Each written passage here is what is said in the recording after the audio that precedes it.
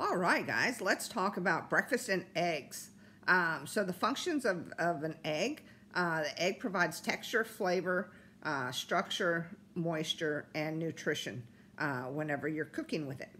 If you're making a cake or if you're cooking eggs, so either way, it's going to help with the structure of the cake and or the meatloaf.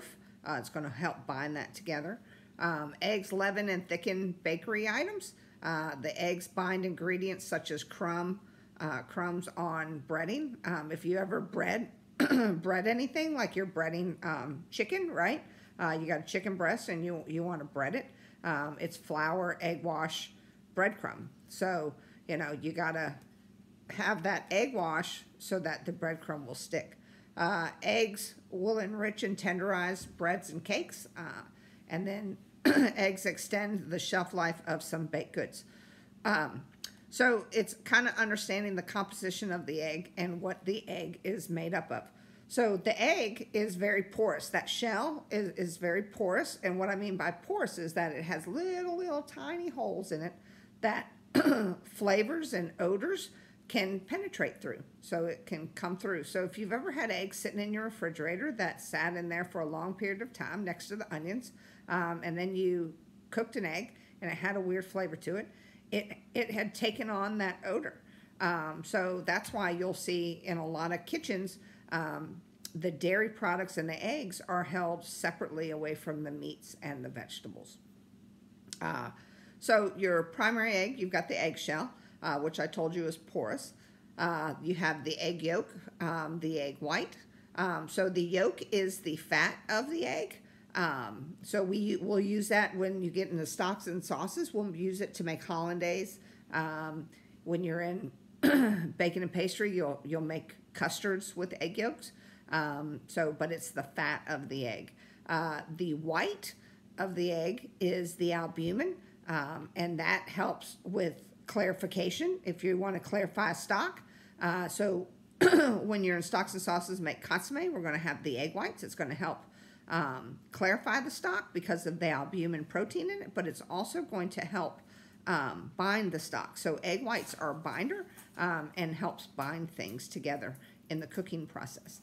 And then you have the chalaze, which is the chalaze cord, which kind of holds the egg yolk in the center of the egg.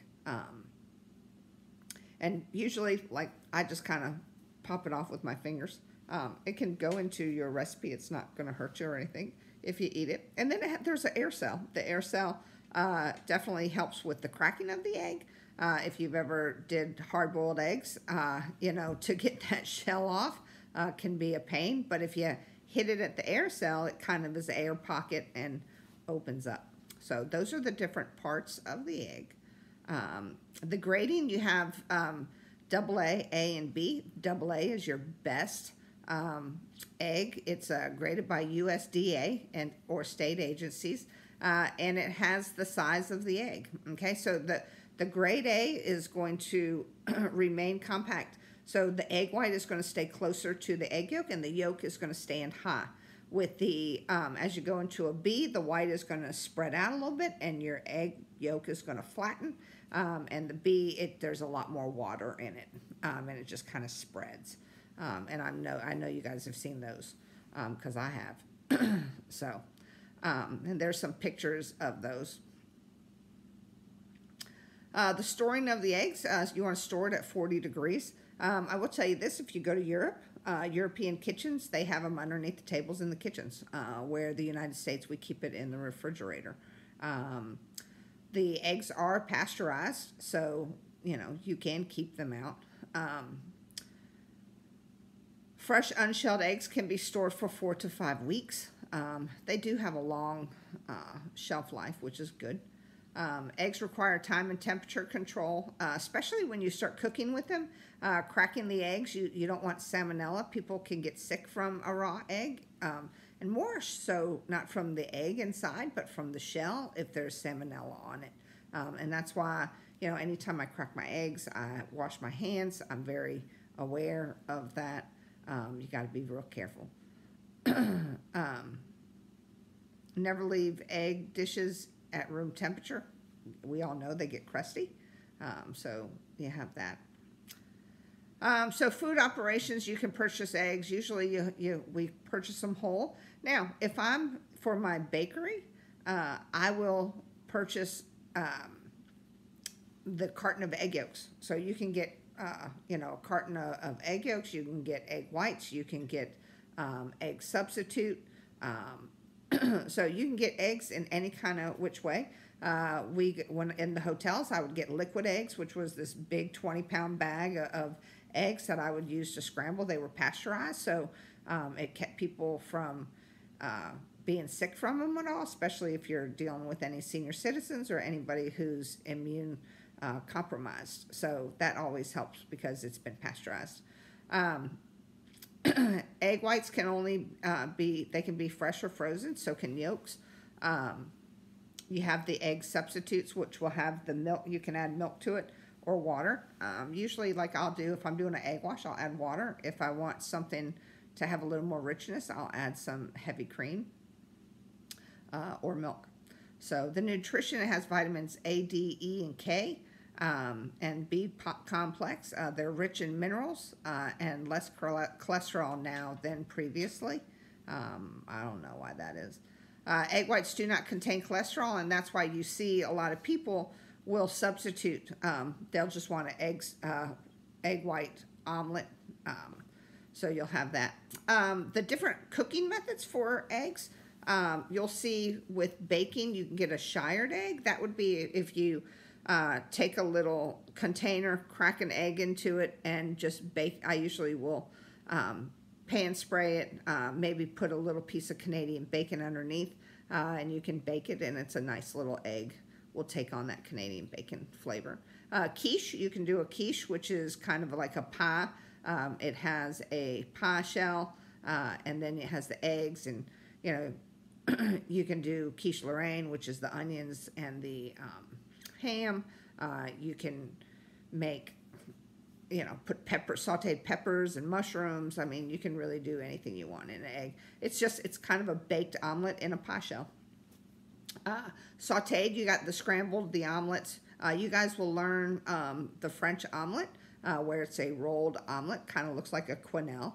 A frittata is a baked omelet, which is really nice. You kind of saute it and then bake it in the oven.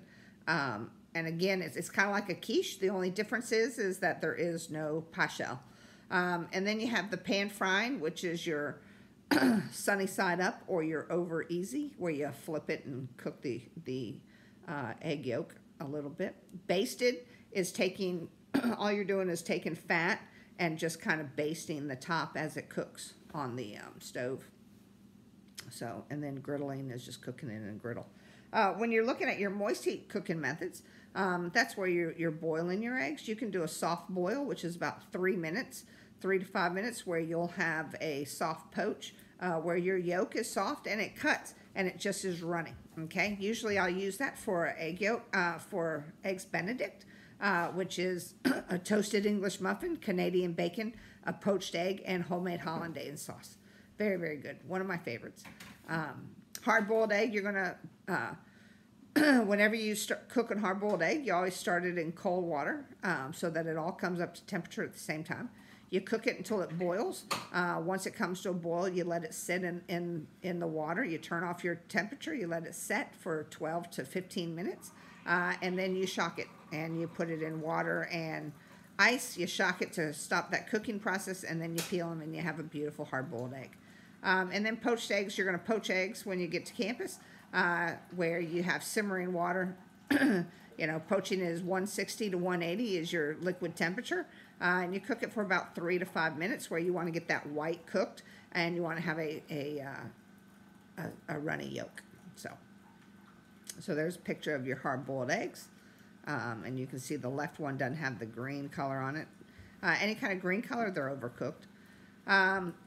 Breakfast, brunch, full service. One thing I'll tell you, breakfast is something that I always say that everybody thinks breakfast is easy, and it's not, because you have to be very, very organized, and you have to be able to get things done quickly.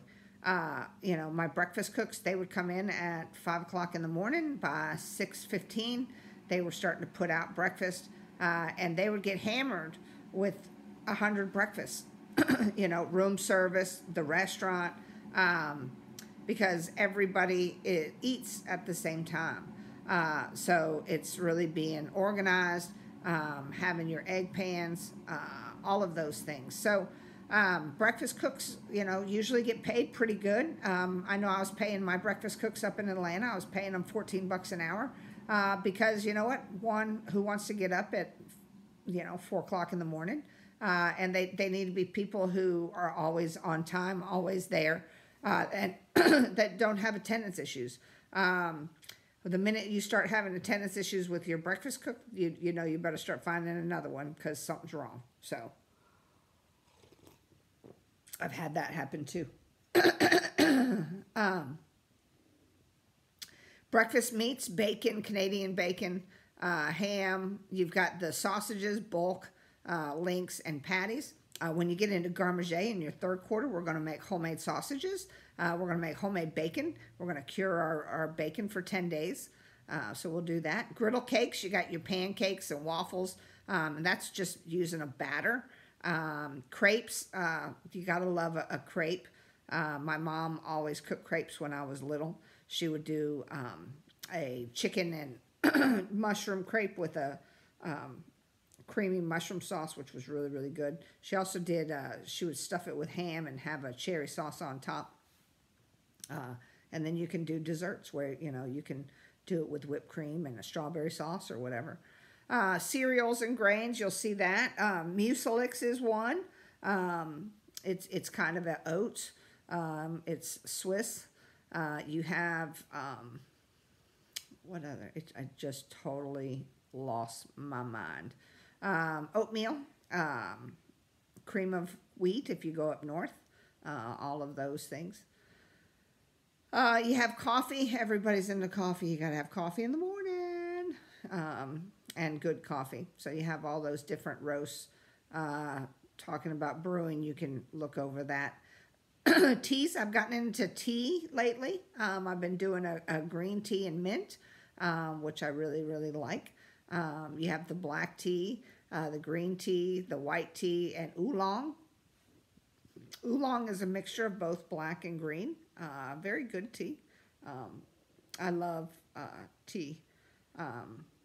The tisanes is your herbal infusions. But it doesn't contain any real tea. It's from roots and flowers, and it's the ones that you see with the fruits and the flowers and sticks and herbs and all of that. So you have your tea, and then you have your tisanes. So that is eggs. Eggs. You need to know the parts of the egg for your quiz. Hint, hint.